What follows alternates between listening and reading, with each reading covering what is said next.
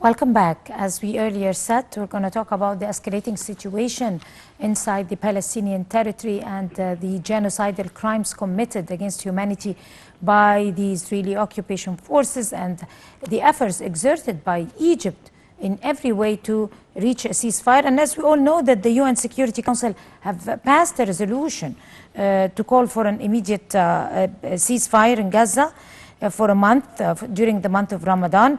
14 members voted in favor, and as usual, the United States abstained. With us over the phone is Excellency Ambassador Hussein Haridi, former Assistant Foreign Minister. Good morning, Ambassador Haridi. Good morning, madam. How are you doing, sir? Fine. How do you assess the usual, the ongoing efforts by the United Nations Security Council to declare or pass a resolution to call for ceasefire, but it's not. It's non-binding because as long as the United States is abstaining, it has nothing. It has no, any effect in any way to be able to enforce anyone to respect it.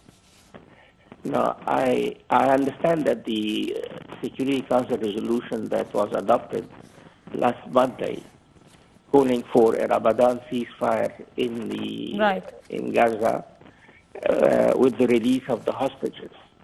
That resolution wasn't passed in the context of Chapter 7 of the United Nations Charter. So this resolution is not binding. And but I guess it reflects the international consensus that the war in Gaza must come to an end as soon as possible. The resolution has a political and symbolic value, and as you said, it is not a binding resolution on the Israelis. Anyhow, historically, Israel didn't respect most of the resolutions passed by the United Nations concerning the Arab-Israeli conflict and particularly the Palestinian question. So the Israeli reaction to the resolution should not be a surprise.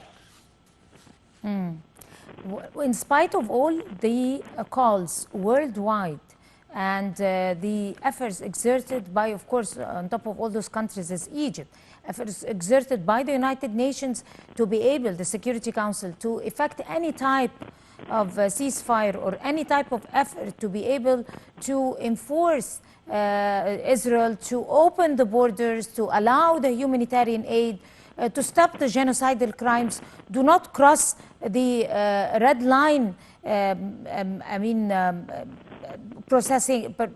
process of war, to abide by the ethics and the international law, which is not respected at all by Israel and protected by the United States.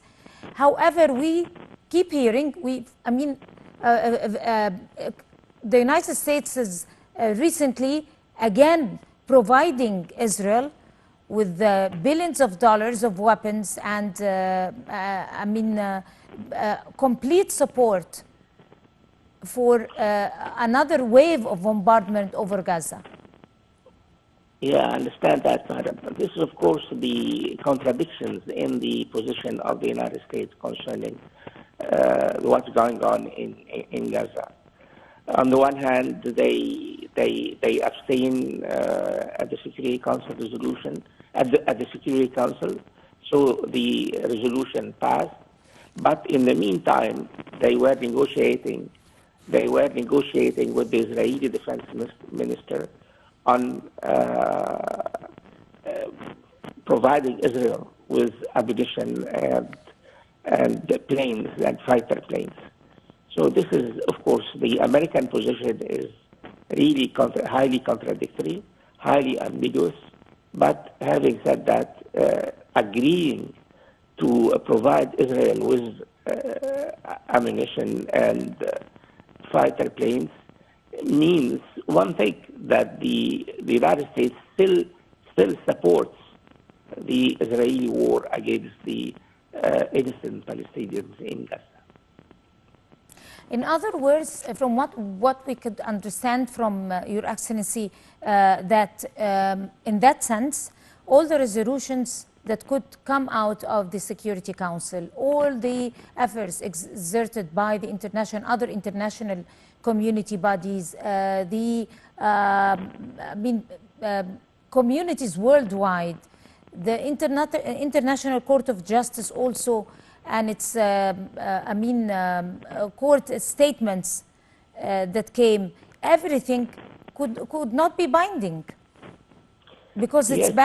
it's backed by the United States. It's controlled by the United States.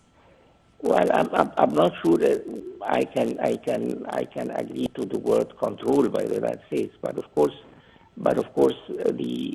as I said, from a historical point of view, Israel hasn't respected or hasn't implemented many resolutions passed by the United Nations agencies and United Nations bodies like the General Assembly or the Security Council.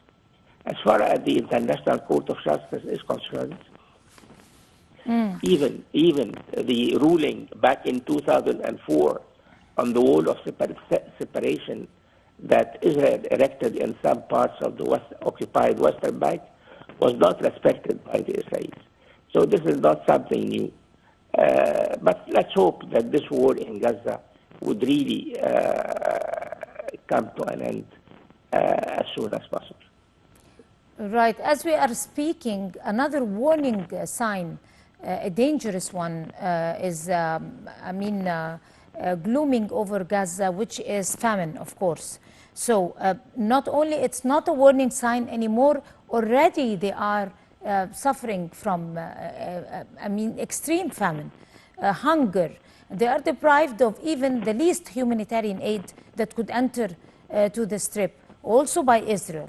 They are besieged, they are inside the prison, and they are also hungry, and they are being bombarded every day. So Egypt is in that domain, is trying in every way to be able to pass any type of humanitarian aid. Recently we have succeeded with other countries to do so. Talk to us about that process and the efforts exerted by Egypt, and how far have Egypt succeeded with other countries to drop the humanitarian aid. Is it really successful? If you could rate it in percentage, could you assess it that it could continue to help the Palestinians besieged inside the Strip? Well, to put an optimistic twist on it, it's better than nothing. But as far as percentage is concerned, according to the United Nations agencies that do work on these affairs, on these questions in Gaza, they believe it does not meet all the assistance that have entered Gaza, not meet the needs of the people in Gaza. And they believe that the only way to provide the Palestinians in Gaza with what their needs is to open all the land crossings with Gaza. And so far, the land crossings, most land crossings are closed by the Israelis. In the meantime, Israel until now has impeded the flow of assistance into Gaza, of course, due to bureaucratic measures. So the only thing is that I don't think that what we need to do now is to stop this war. And speaking about assistance while this war goes on, well, for me, it means nothing, really. This war must come to an end, madam. Right. Last week, UN Secretary General Antonio Guterres made a visit to the region. What was the significance of that visit, and how do you assess the reaction, global reaction to that visit? Was it helpful? Do you think it's going to carry some effect in the coming weeks? So as the Secretary General of the United Nations, I guess Mr. Guterres, this was his responsibility, his duty, to come to the Rafah crossing and inspect the humanitarian aid and how it's being processed. And of course, during his visit to the Rafah crossing, he made some statements, and he said that the world has heard enough, the world has seen enough, and it's in the absence of the ceasefire, this is a moral outrage. I'm not quoting him. So he was carrying out his responsibilities. But in the meantime, I don't think that the United Nations, under the present circumstances, can do much more. Right. How do you think that visit, do you think it's going to help explain more or try to better explain the situation at Rafah? Because there were Israeli allegations and U.S. allegations that the Rafah border is closed in the face of any humanitarian aid, and it's Egypt's responsibility and all those claims. Do you think visits like that would be able to correct the image? I don't think so, madam, because the visit was a symbolic visit by the United Nations Secretary General, and nothing more than that. As I said, he was carrying out his duties as the Secretary General of the United Nations. But,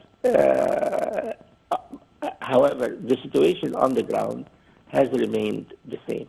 On the contrary, the international, many countries have warned of an impending Israeli incursion into the Rafah area. And despite the warnings from these countries, it seems that the Israelis are bent on doing that. So I doubt very much if the visit of Mr. Guterres has really made a difference. Right. Concerning the bombardment that have crossed the lines, I mean, violated international human rights and violated even the war ethics by bombarding schools, by bombarding the mosques, by bombarding hospitals where the innocent unarmed civilians are taking shelter there. And the killings are mostly children and women and elderly. No international pressure, no international community statements or resolutions have succeeded until the moment we're talking now to be able to stop this type of bombarding and genocidal crimes inside the Strip. In your own assessment, are there any other laws that could enforce the Israeli occupation to stop this behavior? Well, what Israel has been doing in Gaza in the last 5 months is not a surprise. Should not be a surprise. This is the true face of Israel.